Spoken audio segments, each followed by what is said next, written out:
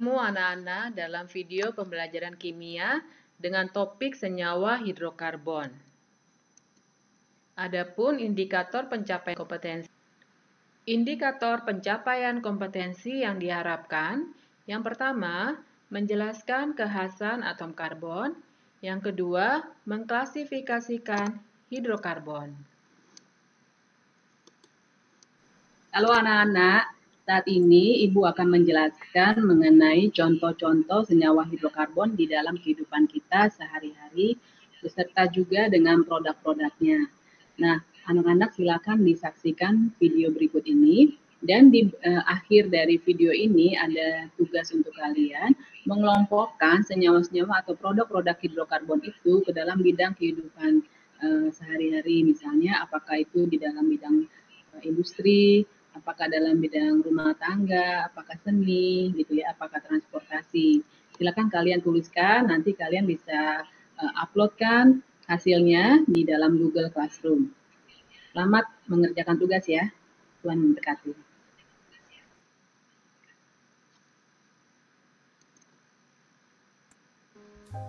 Karbon dalam kehidupan sehari-hari. Kegunaan senyawa hidrokarbon di dalam kehidupan kita sehari-hari, di antaranya dalam bidang industri, rumah tangga, seni atau estetika, transportasi, dan masih banyak yang lainnya. Contoh-contoh senyawa hidrokarbon dalam kehidupan sehari-hari. Yang pertama, gas LPG untuk memasak, ban karet untuk kendaraan, bensin, aspal untuk jalan raya, teflon untuk pelapis anti lengket. Ini juga peralatan memasak dengan bahan teflon. Pipa pralon untuk benang atau serat pakaian, oli atau pelumas, bahan pembuat sabun, bahan membuat berbagai jenis plastik,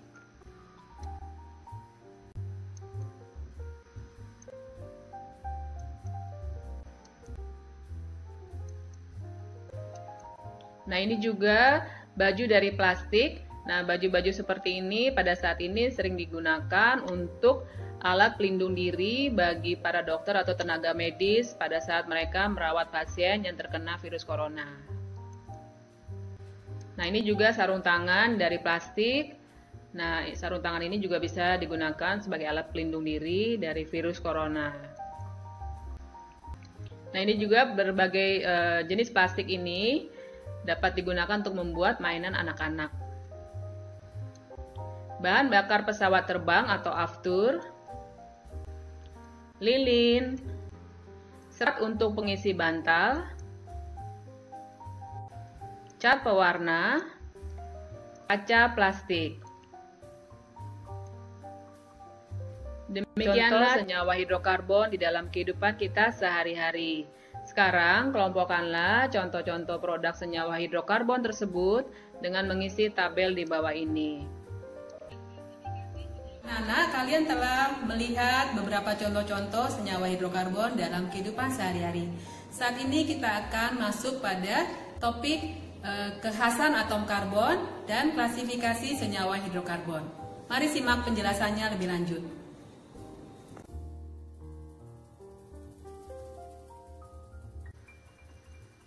Kekhasan atom karbon. Karbon mempunyai lambang C.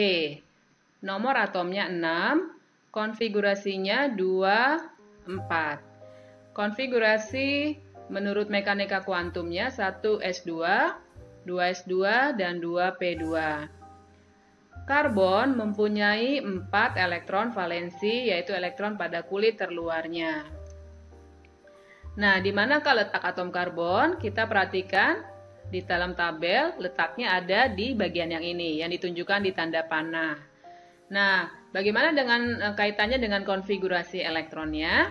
Nah, kita lihat, karena dia mempunyai 4 elektron valensi, maka dia tergolong golongan 4A. Nah, kita lihat lagi periodenya. Nah, karbon mempunyai 2 kulit. yang berisi elektron. Berarti dia periode 2 gitu ya. Nah, sudah sesuai dengan yang ada di tabel. Lalu karena dia punya 4 elektron valensi, maka ada 4 elektron pada kulit terluarnya dan penggambaran struktur Lewisnya sebagai berikut. Nah, dari sini kita ketahui karbon itu tidak stabil ya, dia masih butuh 4 elektron lagi supaya stabil seperti gas mulia. Seperti itu ya. Nah, sehingga kecenderungan atom karbon ini menarik elektron. Jadi, karbon dapat membentuk 4 ikatan kovalen dan jika berikatan dengan karbon lainnya dapat membentuk rantai karbon atau kita istilahkan katenasi. Sebagai gambarannya berikut ini. Nah, ini contoh eksperimen senyawa hidrokarbon untuk menentukan adanya hidrogen dan karbon dalam senyawa hidrokarbon. Pertama, sampel dari senyawa hidrokarbon atau senyawa organik kita tambahkan dengan oksidator atau CuO ya. Nanti hasil reaksinya adalah terbentuknya gas CO2 dan air. Nah, air itu akan dalam bentuk uap air, dia akan mengembun di pinggir dari dinding dari selang atau pipa kaca yang kita gunakan ya. Nah, nanti untuk membuktikan adanya air, nah kan adanya air berarti adanya hidrogen. Kita tempelkan kertas atau teteskan ke kertas kobalt. Nanti hasilnya kobalt yang tadinya warnanya biru berubah menjadi merah muda. Nah, ke dalam gelas kimia ya kita alirkan CO2. Nah, gelas kimianya ini nanti sudah berisi air kapur yang rumusnya CaOH2. Air kapur ini bertujuan menunjukkan adanya CO2. Nah, hasilnya bagaimana kalau membuktikan adanya CO2? Nah, hasil reaksinya nanti adanya endapan putih yaitu endapan CaCO3 dengan reaksi sebagai berikut. Nah, demikianlah cara menguji adanya hidrogen dan karbon dalam senyawa hidrokarbon. Senyawa yang hanya terdiri atas karbon, atom karbon dan hidrogen. Nah, yang paling sederhana itu kalau karbon berikatannya hanya dengan hidrogen saja. Jadi dengan 4 hidrogen itu reaksinya sebagai berikut, penggambaran model molekulnya sebagai berikut. Nah, jika berikatan dengan karbon lainnya, nah maka bisa ikatannya tunggal seperti ini, atau ada yang rangkap 2, atau ada yang rangkap 3, atau bahkan ada yang membentuk rantai yang tertutup atau siklik. Karbon. Nah, kita ingat tadi definisi senyawa hidrokarbon itu senyawa organik yang hanya terdiri atas karbon dan hidrogen. Nah, kita mengklasifikasikannya sebagai senyawa alifatik yaitu rantai terbuka, ada yang rantainya tertutup atau alisiklik, ada yang aromatik. Nah, yang alifatik kita lihat ikatannya ada yang jenuh, ada yang tidak jenuh. Yang jenuh tergolong alkana, tidak jenuh tergolong alkena, alkuna atau alkadiena ya. Alisiklik yang jenuh dan tidak jenuh juga ada ya. Yang jenuh itu kita namakan sikloalkana, yang tidak jenuh diantaranya sikloalkena. Nah, senyawa aromatik contohnya adalah benzena dan turunannya atau senyawa-senyawa di luar benzena yang mempunyai kestabilan yang lebih dibandingkan senyawa siklik yang biasa gitu ya. Nah, Ibu akan golongkan nih ada 3 bagian, yang kiri, tengah dan kanan ya. Nah, kita perhatikan yang di sebelah kiri nih. Nah, sebelah kiri ini kalau dilihat-lihat rantai karbonnya terbuka semua. Nah, kita bisa nanti menggolongkannya berdasarkan rantai karbonnya nih dari 3 golongan ini. Kalau yang kiri kan terbuka semua tuh, kita bisa tahu ujung-ujungnya. Maka digolongkan senyawa alifatik atau rantai terbuka. Nah, yang di tengah kita lihat itu kan dia siklik ya. Rantainya tertutup semua. Maka tergolong senyawa alisiklik ya. Nah, kalau di kimia organik terkadang ada rumus di mana karbon dan hidrogennya tidak ditampilkan. Jadi hanya garis-garis ikatan antara karbon dengan karbonnya saja. Maka untuk rantai yang tertutup itu bisa berbentuk segitiga, segi 4, segi 5 dan seterusnya. Nah, ini rumus-rumus yang seperti ini, di mana karbon dan hidrogennya tidak ditunjukkan, itu namanya rumus skeleton. Ya. Nah, ini contoh dari senyawa aromatik. Ya, kita lihat ciri-cirinya sepintas, itu ikatan rangkap dan tunggalnya selang-seling.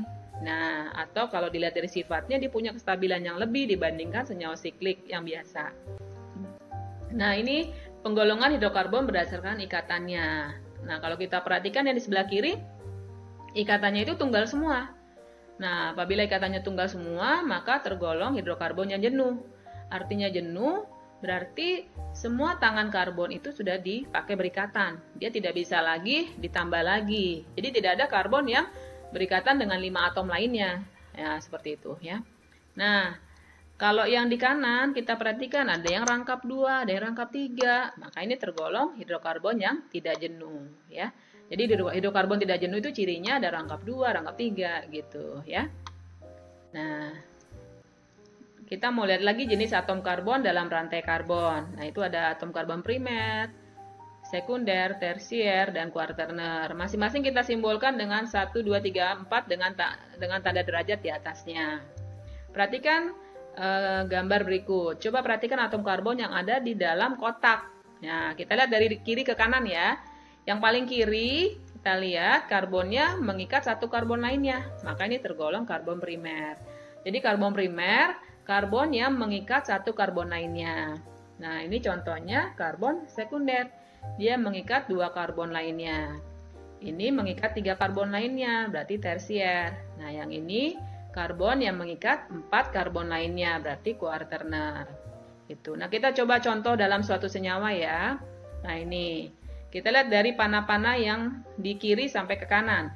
Yang paling kiri, nah ini tergolong primer karena dia hanya mengikat satu karbon di sebelah kanannya, ya gitu. Nah, karbon yang kedua ini karbon sekunder karena dia mengikat karbon kiri dan karbon sebelah kanan.